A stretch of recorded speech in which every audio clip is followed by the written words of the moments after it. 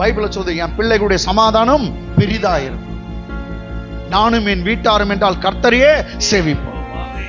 சின்னவன் 1000 சிறியவன் பலத்த ஜாதியாக மாறுவான். கர்த்தர் ஏற்ற காலத்துல தீவிரமாய் செய்து முடிப்பார்.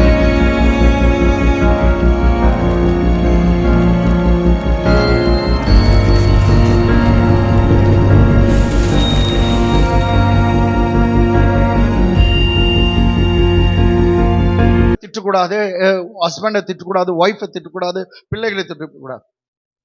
இது பார், இது இருக்குது பார், இது உருப்படே உருப்படாது அப்படின்னு சொல்லிதான் கரெக்டா அப்படியே உருப்படாதே போயிடும். வேணாங்க, அப்படியெல்லாம் பேசக்கூடாது.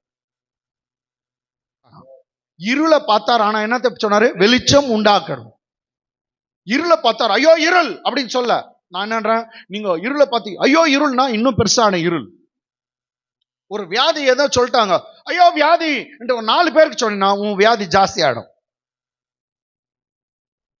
சில கிட்ட சொல்லுங்கிட்ட மாத்திரம் சொல்லி ஜபம் பண்ணுங்க, மற்றவங்க கூட சொல்லாதீங்க.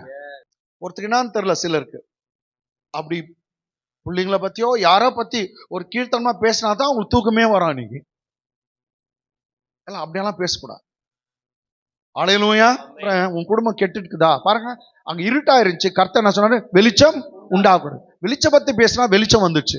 உங்க குடும்பம் கெட்ட சூழ்நிலை இருக்கும்போது நீங்க வீட்டுல சென்டர்ல நின்று இயேசு நாமத்துல என் குடும்பத்துல சமாதானம் வர கடவுது அப்படின்னு பேசுங்க, நிச்சயமா சமாதானம் வரும்.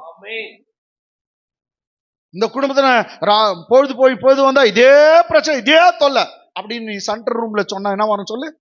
அதுக்கு பதிலா நடு ரூம்ல நின்று இயேசுவின் நாமத்துல இருக்கிற தொல்லைங்க, இருக்கிற பிரச்சனைங்க, எல்லா தொல்லைகளும் சபிக்கிறேன், எங்களை விட்டு வெளியே போ, இந்த வீட்டுக்கு கையை நீயே உயர்த்தி சொல்லு, இந்த வீட்டுக்கு இயேசுவின் நாமத்துல சமாதானம் உண்டாக கடவுது அப்படின்னு ஒரு வார்த்தை போட்டீங்கன்னா நிச்சயமா நடக்கும்.